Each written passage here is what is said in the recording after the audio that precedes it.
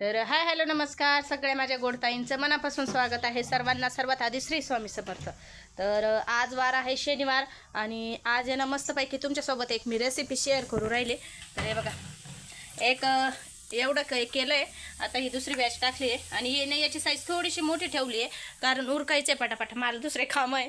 तर आणि श्रेयांचं आहे ना, आणि हां श्रेयांशने नुकताच एक साईड बिझनेस पण चालू केला आहे त्याने, कारण तो घरी बसून म्हणजे त्याला करमत नव्हतं म्हणून तो आता साईड बिझनेस पण करतोय। तर खूप मेहनती मुलगा आहे माझा ना रे श्री। चाल इकडे सांग तुझं बिझनेस विषय थोडंसं काहीतरी, काय सांगशील तू? काय बिझनेस चालू केला आहे तू? कोणतं काम चालू केलं आहे तू? तर हे बघा दाखवतोय तो, हे बघा वाला आया घर से कचरा निकाल, गाड़ी वाला आया घर से कचरा निकाल, गाड़ी वाला आया घर से कचरा निकाल, गाड़ी वाला आया घर से। कारण तो म्हणे नाही अजून म्हणजे माझा शाळेचा टाईम आहे, तर मी एक तोपर्यंत जोपर्यंत मी शाळेत जात नाही तोपर्यंत मी एक साईड बिझनेस चालू करतो म्हणे। तर मग आणि दीदीला पण सांभाळत होतो ते बघा, आहे ना ना साईड बिझनेस हा साईड बिझनेस चालू झाला श्रीचा। तो ना घरी घरी जाऊन तेलाच्या ज्या कॅन रिकाम्या होत्या ना तो गोळा करून आणून राहिला। हे बघा दाखव, हे बघा इकडे ना, हे बघा या मिरच्या उकडून घेतल्या मी चटणी करायसाठी आणि झालं गागट सुरू। आता काय काय करायचंय आता? तर आता याची चटणी करायची आपल्याला। तर हे बघा आलं टाकलंय थोडंसं, उकडलेल्या मिरच्या, त्यानंतर आहे ना आता मी लसूण टाकणार आहे थोडासा, म्हणजे लसण चटणीमध्ये ना लसूण छान लागतं त्याच्यामुळे थोडासा टाकणार आहे लईने, कारण झणझणीत बनवायची मला। कारण कटलेट आहे ना, तर याच्यामध्ये तुम्ही बघितलं असेल मी मिरची अजिबात टाकली नाही, कारण श्रेयांश आणि खुशी खाती म्हणजे ते चिकट खाता, पण मग थोडं फिक्कं जर असलं ना मग ते आणखीन म्हणजे बऱ्यापैकी खाऊन घेते, म्हणून मग याच्यात मिरची अजिबात नाही टाकलेली मी। हे बघा मस्त असे गोल्डन होऊ राहिले आपले, आणि हे बघा पोरांनी लगेच सुरुवात पण केली आहे।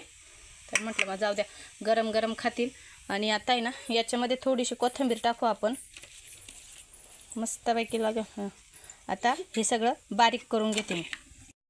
तर हे बघा आपली मस्त एकदम चिकट अशी मस्त तोंडाला पाणी आणणारी चटणी तयार झालेली आहे। आता याच्यामध्ये चवीनुसार मीठ टाकायचं आणि मस्तपैकी कटलेटसोबत खाणार आहोत आपण। आता आपल्या इकडे सुद्धा ही बॅच सुद्धा तयारच झालेली आहे, पण आणखीन थोडीशी अशी वरचं जे लेअर आहे त्याची ती क्रिस्पी होऊन द्यायची आहे, मध्ये ना नरम आणि बाहेरून क्रिस्पी खूप छान लागतील। तर हे बघा, आणि गॅसची फ्लेम जी आहे ती कमीच ठेवायची आहे। हे बघा मी हाताने परतते म्हणजे तुम्हाला अंदाज आला असेल की गॅसची फ्लेम किती कमी असेल। तर मस्तपैकी हे बघा हळूहळू इकडचे मस्त कमी होऊ राहिले। कसे छान आहे, आवडले? खा मग। तर हे बघा आता मी ना या चटणीमध्ये ना काय म्हणतो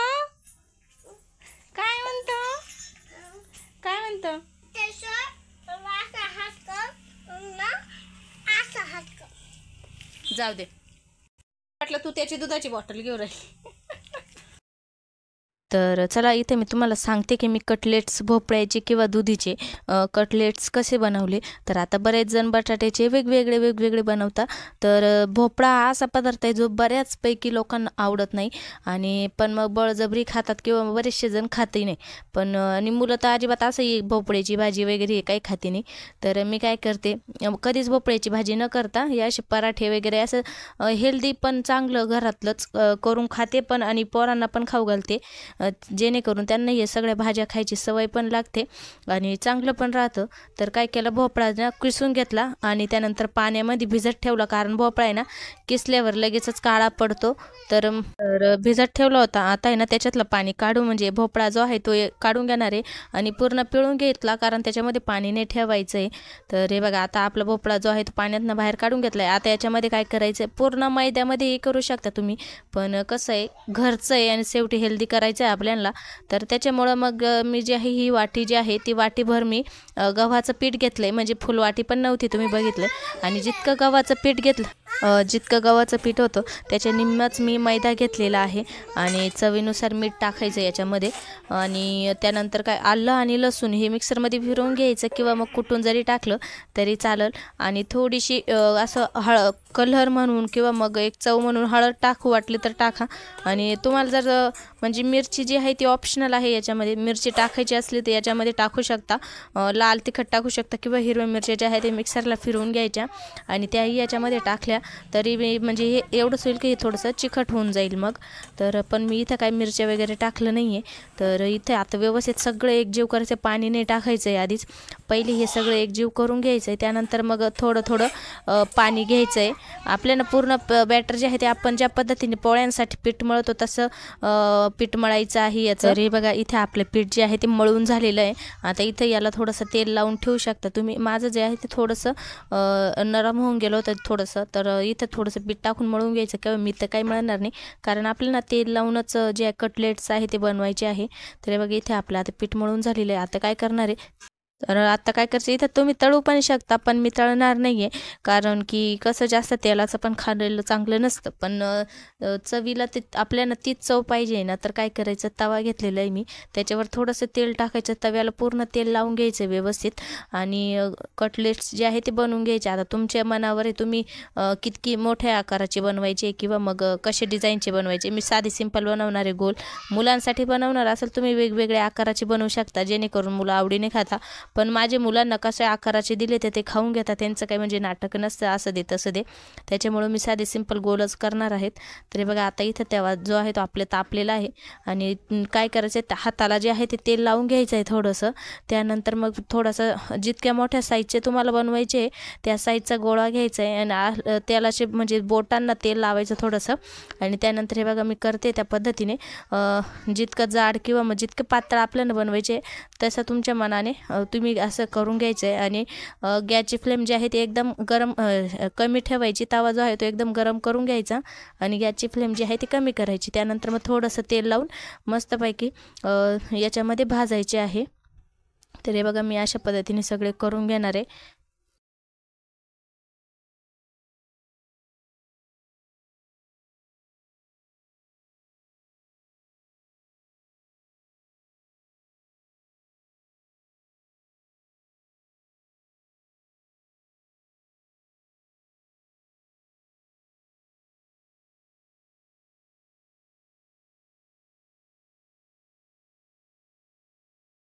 तर हे बघा इथे आपले कटलेट्स जे आहे ते मस्तपैकी तव्यावर भाजता आहे. अगदी थोडंसं तेल लावायचं आहे वरून आणि मस्तपैकी एकदम क्रिस्पी होईपर्यंत भाजायचे. वरचं जे कवर आहे ते एकदम क्रिस्पी झालं पाहिजे आणि आत जे आहे ते नरम राहिलं पाहिजे, अशा पद्धतीने भाजायचं आहे आपल्याला.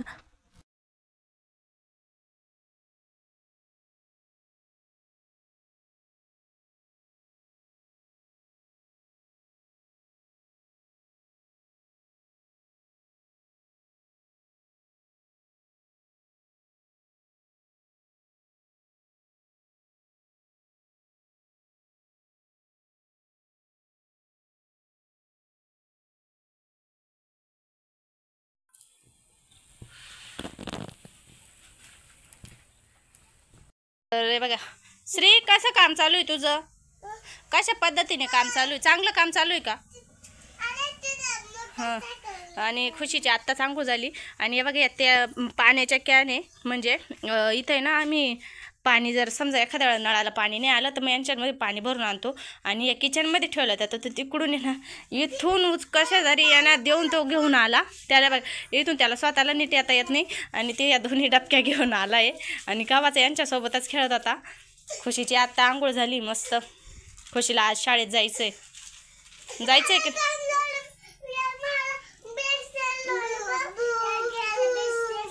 काय काय? हां, बॉटलचं निघालं, बॉटलचं निघालं. बरं घालून देते थांब.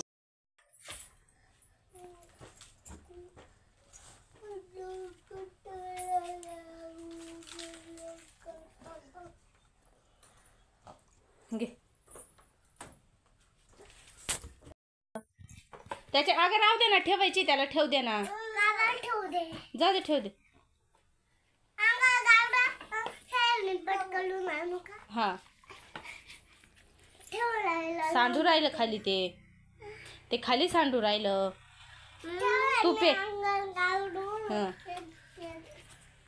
तर हे बघा मस्त आपले असे कटलेट तयार आहेत, चटणी त्याच्यासोबत, आणि मस्तपैकी एन्जॉय करायचे. नाही बघा काय देऊ, घे घे खा घे. तर चला मी पण खाऊन बघते कसे झाले. नाही चटणी ते चिकट लागत, चटणी तोंडाला पाणी वरायला, भीती पण वाटू राहिली कारण लय चिकट मिरच्या होत्या त्या. टेस्ट आहे, खाय मग.